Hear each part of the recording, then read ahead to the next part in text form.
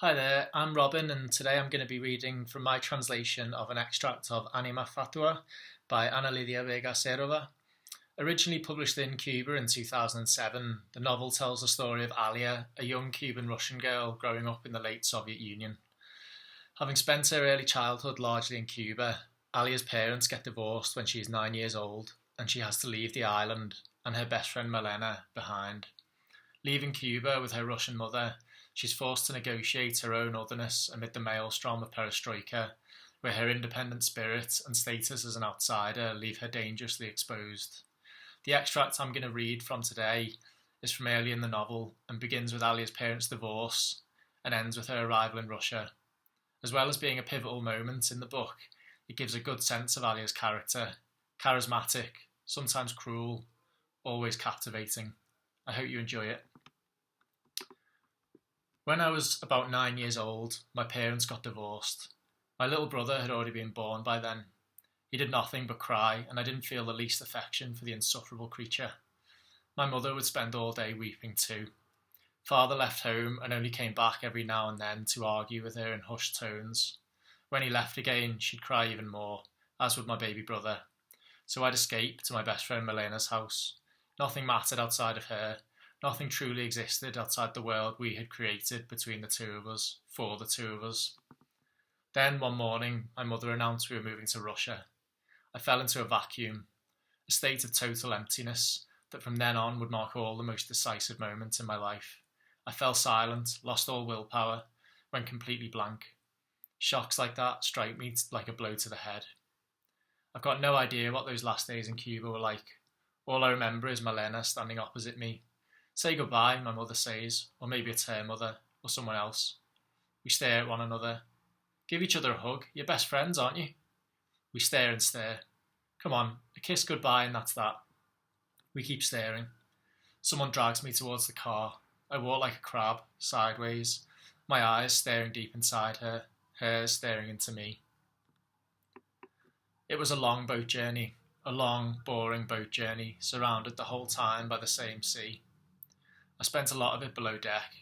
At first the sailors would try chatting to me or making me laugh, but met each time with the same impervious silence. They soon learned to leave me in peace.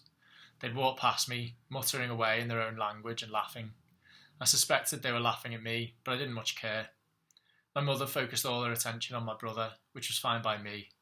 When I wasn't looking out to sea or wandering through the labyrinth of decks and stairways, rooms and corridors, I'd hide myself away on the sofa in our cabin, cutting shapes out of old newspapers with nail scissors. What are you cutting out? My mother asked at one point. I don't know. Look at me, I'm talking to you. I carried on cutting. I said, look at me. I looked up. I saw her face, aged prematurely, her fine, thinning hair gathered in a bun, her pale freckles and pallid lips. I looked at her, but she averted her gaze. Your sister's a bad girl, she said to my brother, rocking him on her lap. You're a good boy with a kind heart, but your sister's like a snake, cruel, wicked. I doubt the boy understood what she was saying. A thought occurred to me then. What if my mother wasn't in fact my mother at all? What if my brother wasn't really my brother, and I wasn't really me? Maybe it was a dream. I was living in a dream. I often thought about throwing myself overboard, but then I'd remember just in time that it's impossible to sink in dreams.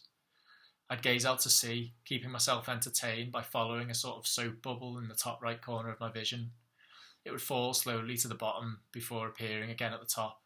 It must have been some kind of optical illusion. I saw flying fish jumping from the water too, their bodies tracing shapes in the air, although that might have been an illusion as well. The day we finally reached Russia's famous shores, I was happy to escape the sea at last. It was too fictitious, I felt, too unreal.